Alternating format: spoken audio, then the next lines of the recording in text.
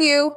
Today I brought you a wonderful recipe, a complete meal that's perfect for lunch, dinner, or even for that snack you like to have on the weekend when you don't feel like eating a full meal.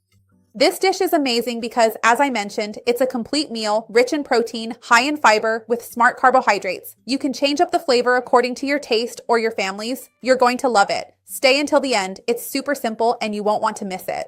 Before we start, remember that the ingredients, quantities, and nutritional information are all listed below in the description.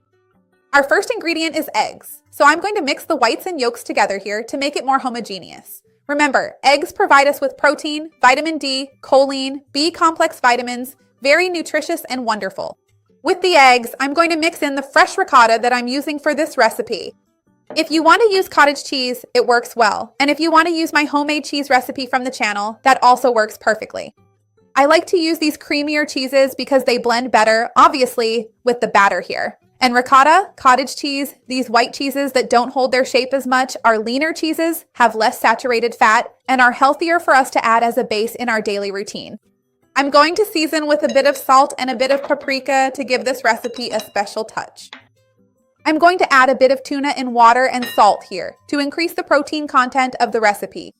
If you don't like tuna or if you don't want to use it, you can also substitute it with cooked and shredded chicken, okay? Let me know which one you prefer. So I'm going to mix this up here. Remember that tuna is an excellent source of healthy fat because it's very rich in omega-3, so it's very high in protein and very interesting. I have a video here on the channel talking more about the benefits of eating tuna. I'll leave it down below in the description for you. It's a natural anti-inflammatory. And to get the right consistency for the batter, I'm going to use chickpea flour here.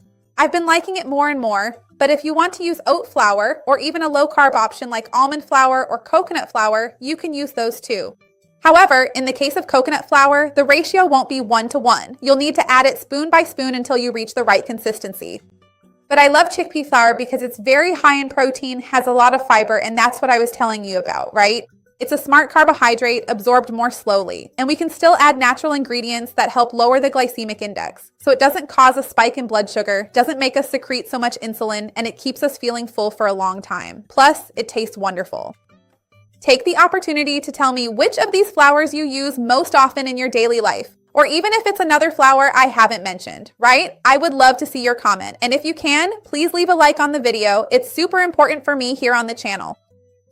So now I'm going to transfer the batter to the baking pan and bake it in a conventional oven. But if you prefer, you can make it in the air fryer, you can make it in the microwave, you can make it in a skillet. Tell me, which method do you prefer and which one works best for your routine? So here I'm going to put this batter in and I'll smooth it out, press it down a bit, right? If we wanted to make it just like this, it would work, but I'm going to add a little extra here to make it even tastier. And what do I always tell you? You can also switch things up. You can switch between tuna or chicken, like I mentioned before, depending on what you have at home and what your family likes. And you can also vary the fillings. I'm going to add a bit of mozzarella here. I'm not going to use all of it because I don't think we need to go overboard. The idea is just to have a tasty topping, you know? So I'm also going to add a bit of onion because I think when you add onion like this, it gets so flavorful. It really seasons things nicely and it ends up tasting like a delicious comfort food pie. You know, I love it.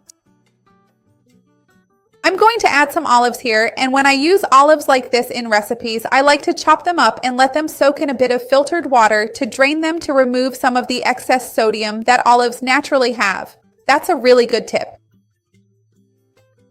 I'm going to add a lot of olives here because I love them. You can tell me later if you prefer green or black olives. For me, it depends.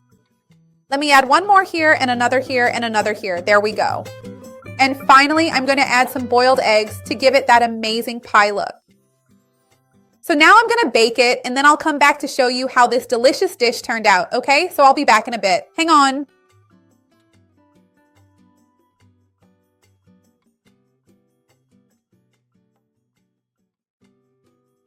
The smell is amazing and this pie looks beautiful. It only took 25 minutes to be ready. Make it at home. You're going to love it. Let me show you the texture it has because it really is incredible. Make it at home. Everyone will love it. For the weekend, for a dinner, when you want something healthy but quick, look how amazing it is. Make it. Your whole family will love it. And tell me, would you change anything in your topping? If so, what would it be? I'd love to see your comment. I can't wait to try it. Remember to like the video, share it with someone you know will enjoy it, a friend, a family member. Let's grow our chain of kindness because that's what I want here on the channel. Let's try it.